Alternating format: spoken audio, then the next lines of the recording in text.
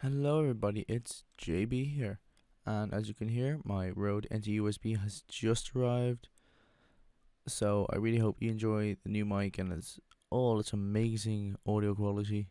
And here's to better quality videos.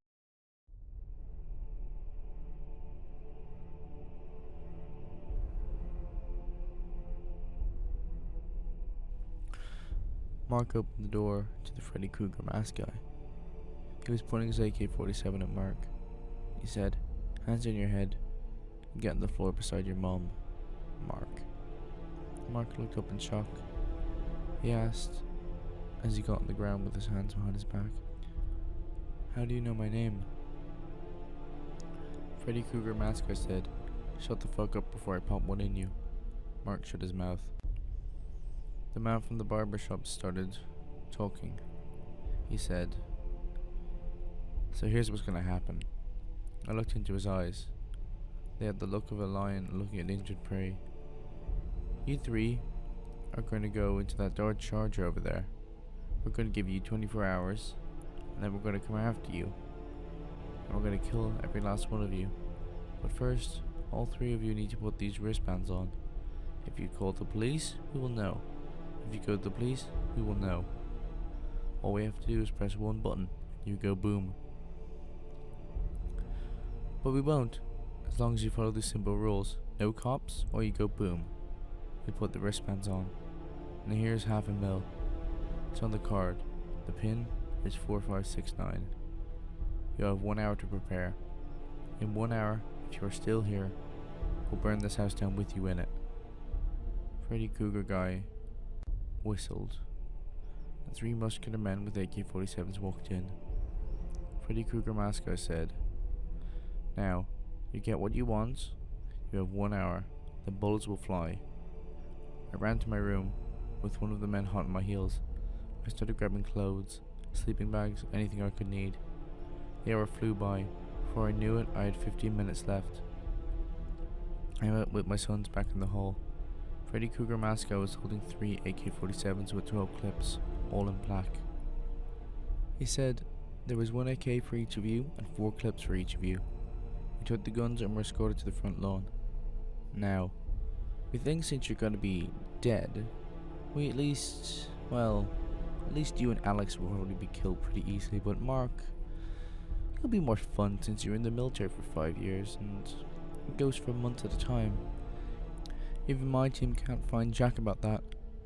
Should make things fun, but get any of your army friends involved and that wristwatch will go boom." He gave me the card and reminded me of the pin. He gave me the keys to the Dodge Charger and told me, "You have 24 hours, use them wisely. Then we come for you." He held up our passports and lit a lighter and set them on fire. We got in the car. Mark took the wheel. He had high-speed vehicle training. He took out a piece of paper and wrote on it, "They probably put GPS tracking, mics, cameras in this car." Showed it to me and Alex, making sure it was impossible for any cameras to see the paper using his hands. Then he hit the gas, did a 180 drift, turned and blasted the engine to near breaking point, accelerating up to insane speeds. "Now we can talk," he said. "When we get to the tunnel, I will tell you the plan, but until then we cannot talk." He kept it in 5th gear at max revs to make sure the engine was loud enough to hide what we were saying. "There is for sure bugs in this car. We can use the car as a bait. I can set it to screw with them, loop the video and make it look like we're driving at max speed in the complete wrong direction." I kept driving along the deserted motorway. We went through a long underground tunnel. Once we were about halfway through the tunnel, I stopped the car and had a look under the car. I found some electronics under the car. I noticed 3 things: a USB mobile data dongle, a GPS tracker, and finally a motherboard. I noticed some obvious XLR connections for microphones, so I attached some wires, rigged it up and connected it to my MP3 player, so that when the car was turned on, the MP3 player would play music into the mics connection to make it impossible to hear what we were saying, but not tip them off that we knew about the mics. Then I attached a console debugger that would let me access the motherboard and control what it sees and sends. I got back in the car. My mum asked what I saw. I told her cameras, mics and GPS, but it made the mics unusable so we can talk freely, and I've hacked the cameras and mics but left them on so they are not arousing suspicion. I whispered all this into my mum's ear because I didn't know if the wristbands had mics as well.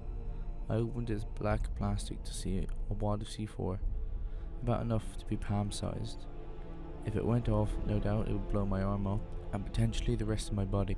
The board was simple, just a receiver, no mic. The wristband was designed so you can open it, but has many trap wires, so if you cut the wrong one, it'll set the bomb off. No luck, this was staying on. Then I hit the gas hard to get up to speed fast. I went at insane speeds as to not look like we had stopped. When we got to near the end of the tunnel, I slowed back down to normal speeds. When we got outside of the tunnel, the guy from the barber shop, his voice came over the car stereo. Before you go and blow yourselves up, wristbands will not explode unless you attempt to cut a wire or go to the police.